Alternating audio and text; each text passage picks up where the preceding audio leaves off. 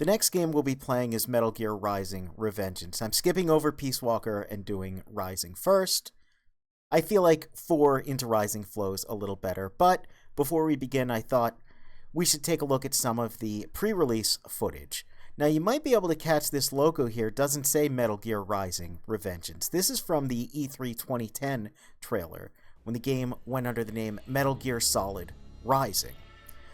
Solid Rising, that stage of development, it's essentially a completely different game. It was meant to be a prequel to Metal Gear Solid 4 and was going to be the story that Raiden talks about working with the Paradise Lost Army under Matka Pluku. He was going to work with a character named Boris and retrieve the corpse of Big Boss and maybe also rescue Sonny. There's not a whole lot known about the plot.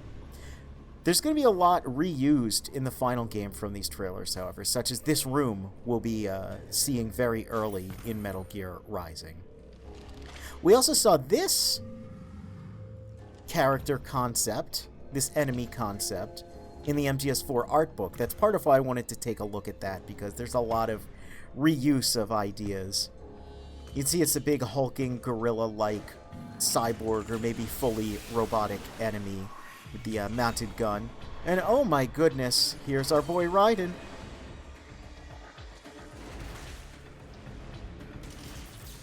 So what we've got here is the Zandatsu. That is a made-up Japanese word. It's a bit of a portmanteau. Basically means cut and take. I prefer the alternative translation of the stab and grab. But this is mostly just a tone trailer. That said, this was all allegedly in-engine, running on a early incarnation of the Fox engine. And there you can see the title drop. Whoops. There we go. And a very little bit of gameplay. Again, this was all in the Fox engine, allegedly. And it looks pretty slick, even now. Now this is... We'll see a lot of these concepts, but a lot of this is very different from the final game. Yep, and there's clapping and all of that. Now, what we have here is a little bit of extra footage. And it's important for context. Again, we saw this. It looks very stylish, very cool. The action definitely will be very high speed and very reminiscent of what we're seeing here. But this is some additional footage of Raiden cutting some watermelons. We're going to see watermelons featured very heavily in Metal Gear Rising. And if you weren't aware of the pre-release trailers, you might not understand why that is. Now, here's some closed door footage demonstrating the cutting mechanics. I believe this was not meant to be seen by the public, but it ended up being very widely publicized anyway. They put a lot of work into these cutting mechanics. A lot of the development of Metal Gear Solid Rising went into writing the plot and trying to get all of these different types of cuts to work. And for what it's worth, I think to this day, I mean, this looks very impressive. I wish there was cleaner footage of this rather than just being sort of off camera, off of a screen. But it's still very nice looking and very impressive. As for the watermelons, like I said, they became sort of a meme associated with Raiden. Even the Revoltech figure of Raiden, which I actually have here on my desk, comes with a watermelon that can be split in half. And oh, look at this little guy. It's the dwarf gecko. They refer to him as Kogeko, which I think I brought up a few times. That's the Japanese name for them in this footage. They appeared in Metal Gear Solid 4, but they become kind of a meme in and of themselves in Metal Gear Rising. I think I mentioned with MGS4, there's a lot of content that, although it started in MGS4, I tend to associate it more with Rising. And Dwarf Gecko, they're part of that because, as you're going to see here, they're kind of funny little guys. I'm also noticing that my window capture could have been aligned a little better, but that's fine.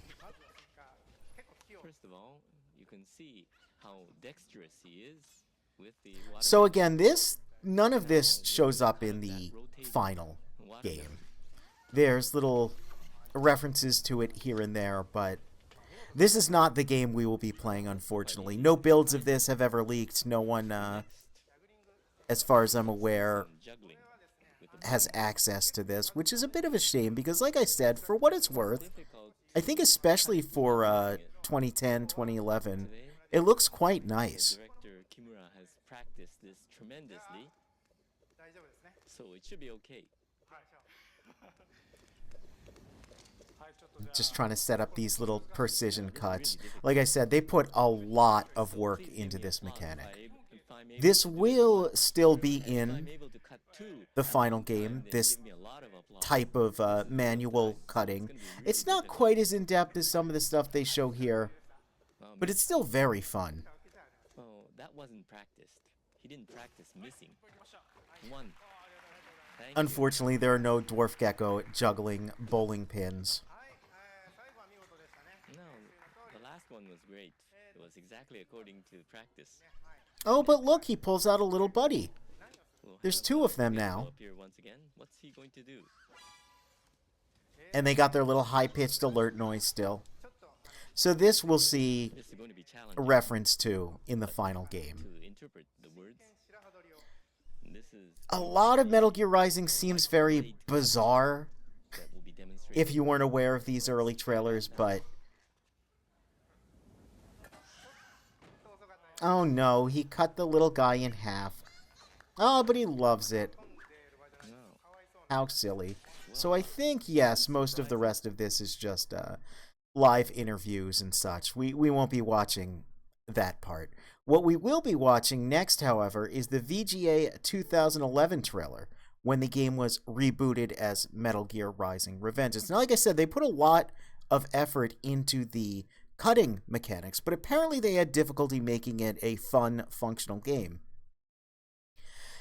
The director was considering canceling the project entirely, but there was a meeting, a star-crossed meeting. What do you call those? It was a chance encounter with some Platinum Games higher-ups, makers of Bayonetta and such, split off from Capcom's Clover Studio back in the day, and apparently the conversation went well, and they said, hey, do you guys want to work on the Metal Gear Solid Rising project? They agreed under the caveat that it be changed into a future sequel rather than a prequel to Metal Gear Solid 4. And so we get an entirely original story with a new cast of characters. Now, this we'll be seeing a lot of similar things to this in the final game. However, everything's a little bit different. A lot of these models are different, a lot of these characters, a lot of the designs. Everything's just a bit different, so I think it's worth watching this. This character here has a completely different design in the final game. You might know who that is. You might recognize that smile. In this scene, also, this is not the body Raiden has. So that was maybe to keep the story kind of under wraps to avoid spoilers. But it was definitely strange when the final game came out and everything, we knew that, as it said, yeah, rebooted. But even still, everything looks a little bit different from this. You can see a lot of the high-speed action is still intact, the precision cuts. This does play, from what I can tell, mostly like the final game. There is a difference here and there, however. I don't believe these moves can be accessed at all. And this ray is interesting. So this ray also ended up getting a redesign. And like I said, we're not doing Peace Walker yet. That'll be after Rising. But you notice this big orb on the Ray. That is a very Peace Walker-like design. So I think they kind of wanted to keep that aesthetic, that sort of continuity, but then decided for a more traditional Ray, which I prefer. This caused a big stir, a Ray with a giant sword arm. Of course now, most people think it's pretty badass. Some people were absolutely furious at this trailer when it came out. I was one of the people that thought this looked awesome, and luckily I was right that the finished game was indeed pretty cool. Well, here's what happens when you bring a tool to a sword. Yes, Platinum Games, that got me very excited back in the day, because I quite liked Bayonetta 1 and Mad World. Revenge with a Vengeance. So again, this scene happens in the final game, but neither of these characters look like this. The rival, the samurai swordsman here, was designed shortly after this trailer, apparently, by an artist at Platinum whose contract was just about up, but he disliked that design so much that he was like, sign me back on, I need to fix this. And I think that was a good call. I think it's time for Jack to let her rip. Yep, and there's that line. Revenge is rising. So, there is one more video I want to take a look at. Now, this has been compiled by Lord Emmerich, Metal Gear fan who does a lot of research work and other things like that. This is just some extended pre-release footage that has some differences from the final game. Now, this is narrated over, and it's not the highest quality. But for the most part, this resembles what we'll be seeing in the final game. Except for, again, that I believe he does that very rapid cut against an enemy. And they're describing, yes, it was on the Fox engine originally. But there's another thing shown here that unfortunately did not make it into the final game. Apparently it caused some issues. Oh, that guy was in a box. How hilarious. There he goes, running away. So that's a bit remixed in the final game, too. That scenario doesn't happen. Those animations are present, but not in that way. This move is something you cannot do in the final game against regular enemies. This right here, he's about to do something that is extremely cool, but unfortunately we will not be able to do in the game.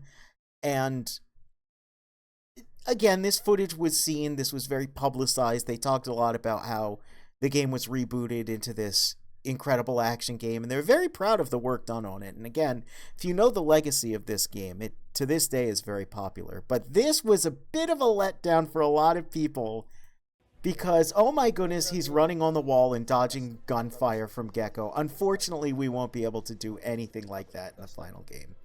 But yeah, that's just some additional context, a little bit of a look into what Metal Gear Solid Rising and then later the early versions of Metal Gear Rising were. Unfortunately,